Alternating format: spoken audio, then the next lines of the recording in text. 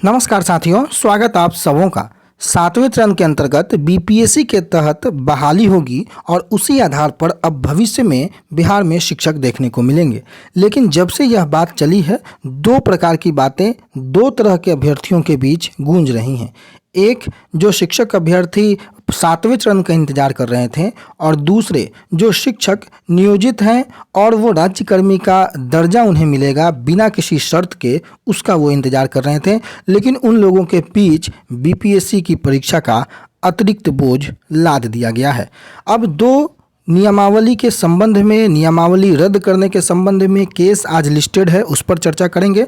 और अतुल प्रसाद जो कि चेयरमैन हैं बीपीएससी के, उन्होंने क्या क्लैरिफिकेशन दिया है, 3 मौक़ों में 1 मौका खत्म की जो मैंने बात लिखी है, और कोर्ट से परीक्षा पर क्या स्टे मिलेगा, इन दोनों मुद्दों पर हम चर्चा करेंगे। और शुरुआत करेंगे अतुल प्रसाद के उस ट्वीट से जो उन्होंने कल देर रात जो है आप लोगों के सामने प्रस्तुत किया है।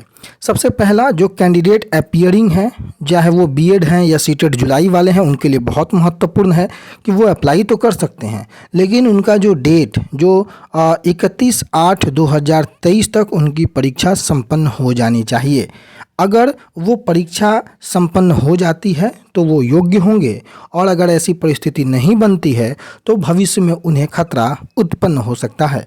लेकिन आप लोगों को पता है कि 3 मौके मिले हैं सभी को, चाहे वो शिक्षक हैं, चाहे शिक्षक अभ्यर्थी हैं, चाहे भविष्य में आने वाले नए शिक्षक अभ्यर्थी हैं, सभी को 3 मौका मिलेगा। अगर आप अपियरिंग हैं, आपने एग्जामिनेशन को फॉर्म को फिल किया, आपने एग्जामिनेशन में अपियर हुआ और किसी कारणवश अगर आपका रिजल्ट नहीं होता है सीटेट जुलाई वाले में, तो आपके 3 मौके में से 1 मौका खत्म हो जाएगा सभी के लिए। जितने लोग इस फॉर्म को फिल कर रहे हैं, यह ध्यान रखिएगा कि बहुत अच्छे तरीके से 3 मौके में से 1 मौक़ों को आपको भुनाना है। अगर थोड़ी सी लापरवाही हुई तो यह मौका आपको दोबारा नहीं मिलेगा। पूरे जीवन काल में अभी के हिसाब से 3 मौका ही बीपीएससी आपको देगा, आपको इस एग्ज़ाम में बैठने के लिए, चाहे आप अपियरिंग ही क्यों ना हो या पास आउट क्यों ना हो। ये जो महत्वपूर्ण क्लैरिफिकेशन था इन अतुल प्रसाद जो कि चेयरमैन है बीपीएससी के, इनके माध्यम से दिया गया।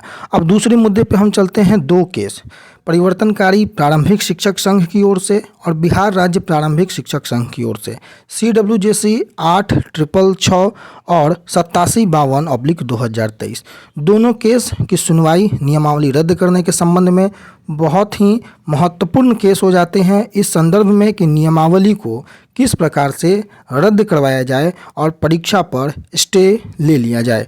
एक और केस जो कि प्रभाकर रंजन का है, आप देख सकते हैं स्क्रीन पर 27 नंबर जो कि कॉज लिस्ट में अभी दिखा रहा है आपको। तीनों केस जो है वो नियमावली के संदर्भ में, परीक्षा के संदर्भ में, स्टे लगाने के संदर्भ में बहुत ही महत्वपूर्ण है और सुनवाई की संभावना भी है। देखना होगा कि क्या इनमें कुछ नतीजा निकल के आता है या पूर्व के केस की तरह 29 अगस्त की जो तिथि अगली हियरिंग की जो मिल चुकी है, क्या उसी प्रकार कोई अगली तिथि मिल जाएगी। जानने के लिए, समझने के लिए नज़रें हाईकोर्ट के पटल पर भी होंगी और माननीय न्यायाधीश क्या सोचते हैं, किस प्रकार से इस पर बहस होती है, उस पर भी बना कर रखेंगे। देखना होगा आगे क्या होता है। जो कुछ भी फैसला होगा सबसे पहले आप तक पहुंचाने का प्रयास करेंगे। बने रहें हमारे साथ। फिलहाल के लिए इतना ही। धन्यवाद।